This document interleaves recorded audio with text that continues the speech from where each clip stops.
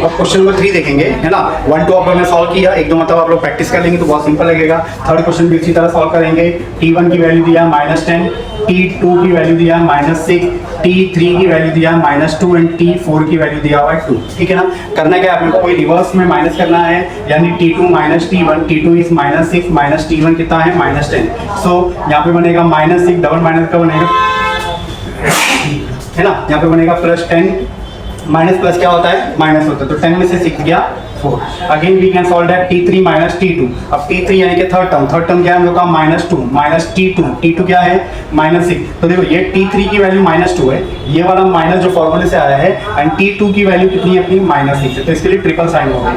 -2 double minus का बन गया +6 इज इक्वल, तो माइनस प्लस क्या होता है, माइनस होता है। वेरी गुड, तो यहाँ पे बच गया कितना, 4, ठीक है। वापस से देखेंगे तो T4 - T3, T4 की वैल्यू कितना है 2 माइनस T3 की वैल्यू कितना है -2, तो यहाँ पे आ गया 2 + 2, तो 2 + 2 कितना हो गया 4, ठीक है। तो यहाँ पे सीक्वेंस सेम है, the difference is same, therefore it is an AP, ठीक है ना।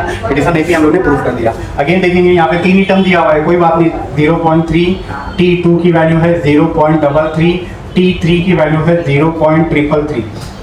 तो पहले T2 - T1 करेंगे, T2 कितना है 0.33 माइनस 0.3 माइनस कर लेंगे तो ये 0.03 बनेगा। कैसे माइनस किया है वो मैं आपको यहाँ पे करके बता दूं, तो यहाँ पे ध्यान देंगे आप लोग, 0.33 में से 0.3 माइनस होगा, ठीक है ना। तो देखो इधर नीचे कुछ नहीं, मतलब 0 है, 3 - 0 3, 3 में से 3 का 0 पॉइंट और ये 0, तो ये आ गया हम लोग का इधर, ठीक है। फिर देख लेते हैं हम लोग T3 - T2 करते हैं। T3 कितना है 0.333 माइनस T2 कितना है 0.33, तो 0.333 में से 0.33 माइनस करना है, तो माइनस करेंगे इधर कुछ नहीं, मतलब 0, तो 3 का 3 आएगा 0 0.0, तो यहाँ पे वैल्यू कितनी बनी अपनी 0.003। तो अब क्या ये डिफरेंस सेम है, यहाँ पे 0.3 है और यहाँ पर 0.003 दिया हुआ है ना, तो यहाँ पे लिखेंगे सिंस द डिफरेंस